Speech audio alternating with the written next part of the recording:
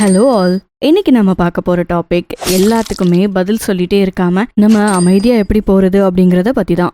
கப்ல சுட சுட அம்மா போட்ட டேஸ்டான டீயை குடிச்சுக்கிட்டே இன்ஸ்டாகிராம்ல மீம்ஸை பார்த்து சிரிச்சுக்கிட்டே நீங்க பாட்டுக்கு அமைதியா உங்க வேலையை பார்த்துட்டு இருக்கீங்க.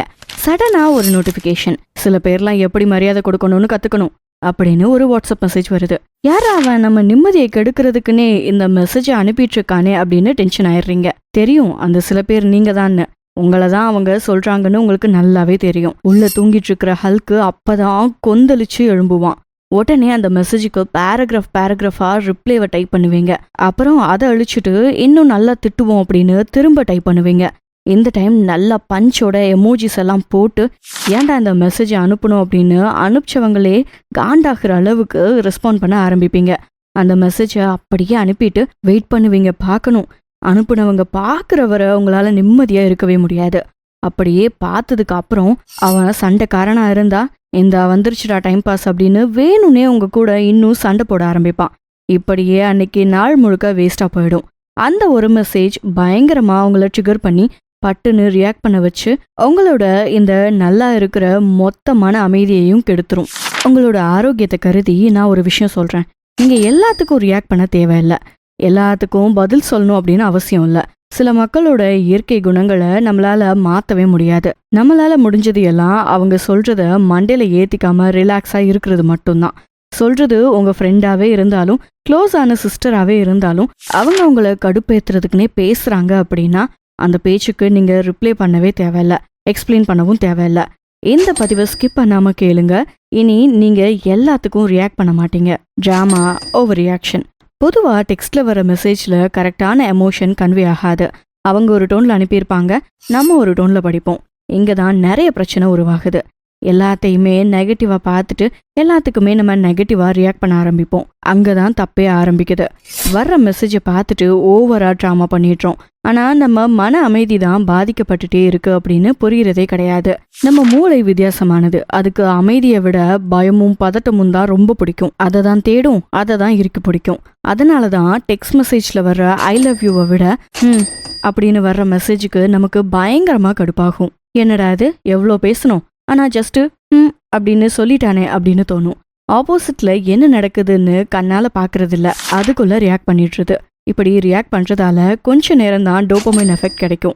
இந்த கொஞ்ச நேரம் கிடைக்கிற டோபமைன் சுகத்துக்காக நம்மளையே கஷ்டப்படுத்திக்கிட்டு ரியாக்ட் பண்றோம். இது கிட்டத்தட்ட நம்மளை அடிமைப்படுத்தி வச்சிருக்கிற மாதிரி தான். அந்த கொஞ்ச நொடி டோபமைன் சுகம் நம்மளை இறுக்கி கட்டுப்படுத்தி வச்சிருக்கு. சும்மா ஒரு கற்பனை கதை சொல்றேன். ட்விட்டர்ல நடக்கிற மெசேஜ் ஃபைட்ஸ், அதுவும் பெரிய தொழிலதிபர்களுக்கு மத்தியில. ஸ்டீவ் அப்படின்னு ஒருத்தரை எடுத்துக்கலாம். அவரோட காம்படிட்டர் ஸ்டீவை பாயிண்ட் பண்ணியே ஒரு ட்வீட்டை போடுறாரு. சில பேர்லாம் ஏதோ லெமன் ஜூஸ் கடை வச்சு நடத்துற மாதிரி பிசினஸ் நடத்துறாங்க அப்படின்னு போடுறாரு. இதை பார்த்த மக்கள் எல்லாரும் ஸ்டீவ் என்ன ரிப்ளை பண்ண போறாரு, எப்படி இதை ஹேண்டில் பண்ண போறாரு, இப்படியெல்லாம் பொது இடத்துல அவமானப்படுத்தலாமா இப்படின்னு பேசிட்டு தீவிரமா காத்துட்டு இருக்காங்க. அப்பதான் ஸ்டீவோட ரிப்ளை ட்வீட் வருது. லெமன் ஜூஸும் ரெஃப்ரெஷிங்கா தான் இருக்கும் அப்படின்னு. இந்த ரிப்ளைல என்ன ட்ராமா இருக்கு, என்ன ரியாக்ஷன்ஸ் இருக்கு? எதுவுமே இல்லை. இதுக்கு பெருசா ரியாக்ட் பண்ண நினைச்சிருந்தா ஸ்டீவ் பெரிய பேராகிராஃபையே டைப் பண்ணி அனுப்பியிருக்கலாம். ஆனா ஸ்டீவுக்கு தெரியும் எங்க எப்படி ரியாக்ட் பண்ணணும் அப்படின்னு. அதுவும் கரெக்டான ரியாக்ஷனை கொடுத்திருக்காரு ஸ்டீவ். இப்படிதான் நம்மளும் சிம்பிளா ரோஸ் பண்ணி உன்னோட இந்த மெசேஜ் எல்லாம் என்னை பெருசா பாதிக்கவே இல்லடா அப்படின்னு காட்டிக்கணும். இந்த மாதிரி இடங்கள்ல பெரிய டிராமா எல்லாம் பண்ண தேவையே இல்லை. நான் முன்னாடியே சொன்ன மாதிரி நம்ம மூளைக்கு டிராமா அப்படின்னா ரொம்ப பிடிக்கும். இந்த மாதிரி டிராமா நடக்கிறப்போ டோபமைனை அதிகமா சுரக்க வச்சு நம்மளை சந்தோஷமாக்கி இதையே நம்மளை எதிர்பார்க்க வைக்கும். உங்களுக்கு ரெண்டே வழி இருக்கு. ஒன்று, யாரோ என்னை இன்சல்ட் பண்ணாங்க அப்படின்னு நினைக்கிறது. 2, இந்த இன்சல்ட்லாம் என்னை பாதிக்காது, நான் அதுக்கும் மேல உறுதியா இருக்கேன் அப்படின்னு நினைக்கிறது. ஆனா இந்த 2 சிந்தனையில எந்த சிந்தனையில நம்ம நிலையா இருக்கிறது அப்படின்னு மூளைக்கு பிரச்சனை. நீங்க எதுவுமே ரியாக்ட் பண்ணலன்னா இந்த குழப்பத்துல இருந்து, இந்த பிரச்சனையில இருந்து தப்பிச்சிடலாம். மேபி 2வது சிந்தனையை வச்சுட்டு அமைதியா இருந்திருந்தா நல்லது. உங்க உணர்ச்சிகளையும் செயல்களையும் விட உங்க அமைதி சக்தி வாய்ந்தது. சோ அந்த அமைதியை நீங்க தேர்வு செஞ்சு உங்க மன அமைதியை நீங்களே பாதுகாத்துக்கணும். உங்க மன அமைதியை நீங்க விட்டு கொடுக்க தயாரா இல்லைன்னா யாருமே நீங்க எப்படி உணரணும், நீங்க எப்படி கஷ்டப்படணும் அப்படின்னு முடிவுகளை எடுக்கவே மாட்டாங்க. என்ன பண்றது, இந்த மாடர்ன் உலகத்துல 24/7 அடுத்தவங்களை ஜட்ஜ் பண்ணிட்டே தான் வாழ்ந்துட்டு இருக்காங்க. நீங்க அவங்களோட சண்டை போடணும், எதிர்த்து பேசணும், வாக்குவாதம் பண்ணணும், இதை தான் எதிர்பார்த்துட்டு இருக்காங்க. ஆனா நமக்கு நம்ம மன அமைதி தான் முக்கியம். சரிதானே? 4 வகையான மக்களை புரிஞ்சுக்கோங்க. இவங்க தான் நீங்க ரியாக்ட் பண்ணணும் அப்படின்னு ரொம்ப ஆசைப்படுவாங்க. அதுக்காகவே தான் மெசேஜையும் பண்ணுவாங்க. நம்பர் 1 ட்ராமா பண்றவங்க. அவங்களோட சூப்பர் பவரே நம்மள ட்ரிகர் பண்ணி எதிரில் இருக்கிறவங்கள ரியாக்ட் பண்ண வைக்கிறது தான். அப்படியே மலை மாதிரி வார்த்தைகளை அடுக்கிட்டே போவாங்க. பெரிய டிராமாவை உருவாக்குவாங்க. இதுக்கு பின்னாடி இருக்கிற காரணம் நீங்க அனுப்புன ஒரு சின்ன ஹாய் மெசேஜா தான் இருக்கும். வெறும் ஹாய் அப்படின்னு அனுப்புற மரியாதை இல்லையா, பாசம் இல்லையா, இப்படி ஏதாவது டிராமா பண்ணுவாங்க. 2வது டைப்பு ஒப்பீனியன் கேட்குறவங்க.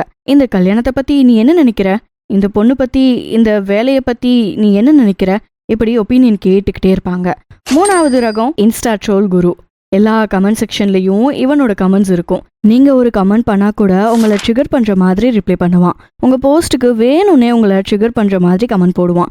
கீபோர்ட்ல டைப் பண்ணியே சண்டை போட்டு பிரச்சனையை உருவாக்கிட்டு இருப்பான். இவனை மாதிரி ஆளெல்லாம் பிளாக் பண்ணிட்டு மூவ் ஆன் ஆகி போய்கிட்டே இருக்கணும். 4வது ரொம்ப கன்சர்ன்டா இருக்கிற மக்கள். நான் இதெல்லாம் சொல்றேன்னு நினைக்காத, எனக்கு உன்னை நினைச்சா ரொம்ப வருத்தமா இருக்கு, உன்னை நான் கேர் பண்ண நினைக்கிறேன், இப்படி சொல்லியே உங்களை ட்ரிகர் பண்ணிக்கிட்டே இருப்பாங்க.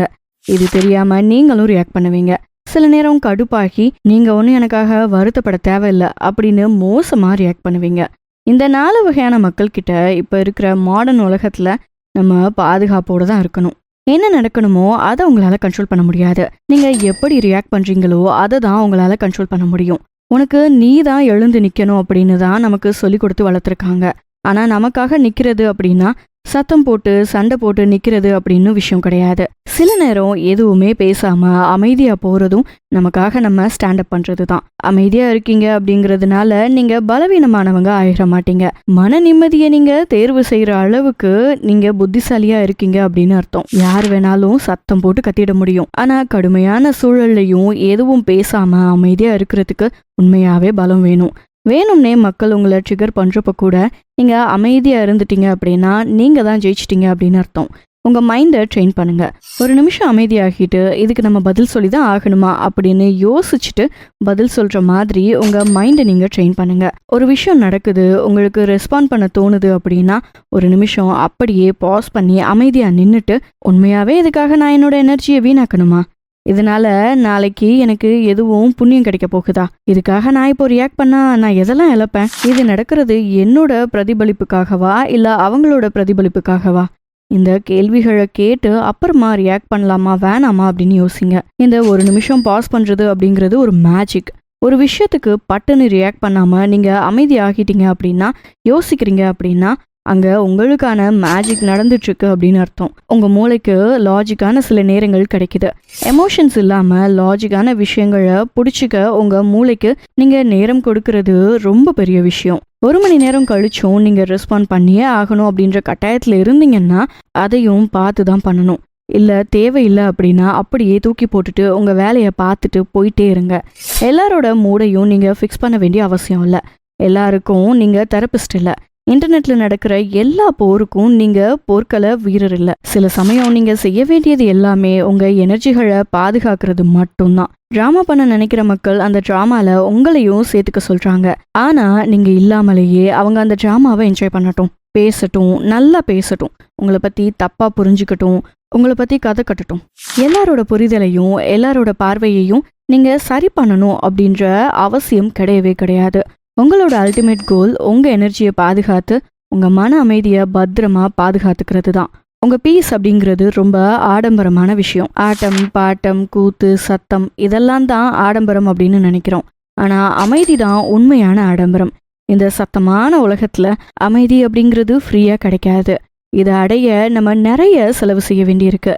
ஆனா இந்த ஆடம்பரத்தை நீங்க அடைஞ்சிட்டீங்கன்னா எந்த பிரச்சனையுமே இல்லாத லைஃபை உங்களால வாழ முடியும். புறம் பேசுறதை தவிர்த்துக்கோங்க, சண்டை சச்சரவுகளை தவிர்த்துக்கோங்க, எல்லாருக்கூடையும் சகஜமா பழகுங்க, மனசுக்கு அமைதி கொடுக்கறதுக்கு முக்கியத்துவம் கொடுங்க. உங்களோட ஒவ்வொரு ஸ்டெப்பையும் நீங்க எக்ஸ்பிளைன் பண்ண வேண்டிய அவசியமே இல்லை. இதெல்லாம் பண்ணுங்க. எல்லாத்துக்கும் ரியாக்ட் பண்ணாம அமைதியா இருங்க. இப்படியெல்லாம் இருந்தா உங்களால அந்த மன அமைதியை ஈஸியா அடைஞ்சிட முடியும். சிம்பிளா சொல்லணும், ஒரு சீட் ஷீட் வேணும் அப்படின்னா நான் சொல்றேன், நோட் பண்ணிக்கோங்க. தேவையே இல்லாத பிரயோஜனமே இல்லாத சண்டைகள்ல இருந்து விலகி நடந்து போய்கிட்டே இருங்க. கிண்டல் பண்ணி கலாய்ச்சி பேசுறாங்க அப்படின்னா அதே மாதிரி கிண்டலோட கலாய்ச்சி ரிப்ளை பண்றதை நிறுத்திக்கோங்க. எல்லாரோட தப்பான புரிதலையும் சரி பண்ண நினைக்காதீங்க.